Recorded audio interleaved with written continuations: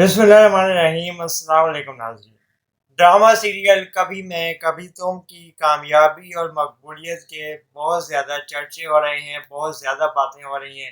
تیزی سے مقبول ہونے والا ڈرامہ کبھی میں کبھی تم، اور اس کی مقبولیت کا سب سے بڑا کریڈٹ کہا جا رہا ہے فہد مصطفیٰ اور ہانیہ عامر کی اداکاری۔ فہد مصطفیٰ کے کردار کو جو وہ نبھا رہے ہیں، جس طرح لے کے چل رہے ہیں، اور ہانیہ عامر جو شرجیلہ بنی ہوئی ہیں، جس طرح ان کی لو اسٹوری اب آگے چل رہی ہے، ان کی شادی شدہ زندگی کے اب مسائل دکھائے جا رہے ہیں، کس طریقے سے مصطفیٰ کو شرجیلہ بدلنے میں کامیاب ہوتی ہیں۔ کیا شرجیلہ مصطفیٰ کو بدلنے میں کامیاب ہو پائے گی، یا پھر ہار مان لے گی اور تمام تر چیزوں سے پیچھے ہٹ جائے گی، اپنا ہاتھ اٹھا لے گی اور بے بسی کا اظہار کر دے گی؟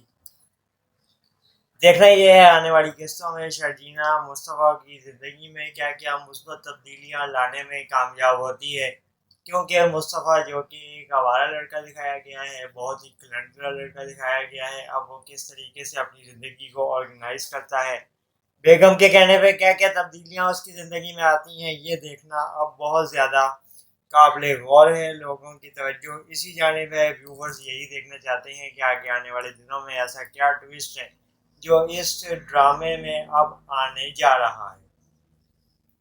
آپ کی ابھی تک کی کہانی دیکھ کے کیا رائے بن رہی ہے؟ اس ڈرامے کے حوالے سے آپ کے کیا تاثرات ہیں؟ اس کے بارے میں بھی آپ ہمیں بتا سکتے ہیں۔ مصطفیٰ کی کہانی، شرجیلہ کی کہانی اور ڈرامے میں مصطفیٰ کے بڑے بھائی کا کردار آپ کیا سمجھتے ہیں؟